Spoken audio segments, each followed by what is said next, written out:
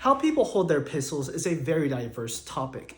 It really depends on who taught them, where they learned it from, potentially how old they are, or the type of guns they're using. Now, there are certainly right or wrong answers for different grips, but again, it really depends on the situation.